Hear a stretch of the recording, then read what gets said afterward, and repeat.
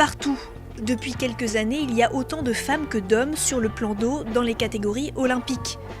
L'équipe de France enverra d'ailleurs 8 garçons et 7 filles aux Jeux Olympiques de Rio, avec des chances de médaille des deux côtés. Une parité savoureuse pour la vice-présidente de la fédération, qui a vu son sport évoluer ces dernières années.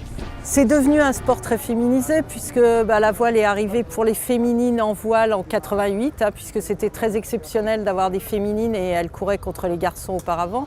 Donc en 1988 pour les Jeux de Séoul en Corée, les femmes arrivent sur 4,70. En 92 on trouve des femmes en planche à voile et puis peu à peu on a rajouté des séries féminines pour arriver sur les Jeux de Rio à quelque chose de très proche de la parité. Le panorama il a complètement changé. Aujourd'hui il est clair que si on se promène sur les parkings, on voit des féminines partout, à égalité avec les hommes. Donc je pense que notre sport il a complètement changé. Il a gagné justement à se féminiser au niveau de l'équilibre.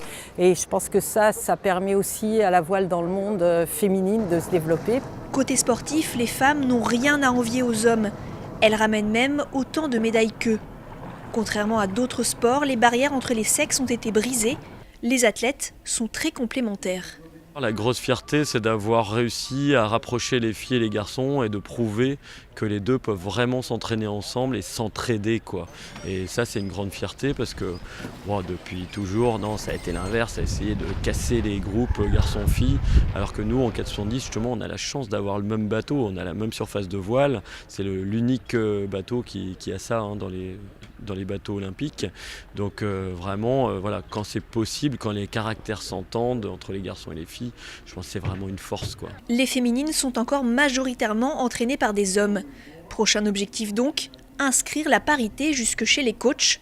Dans quelques semaines, il y a Rio. Mesdemoiselles, le monde a les yeux rivés sur vous.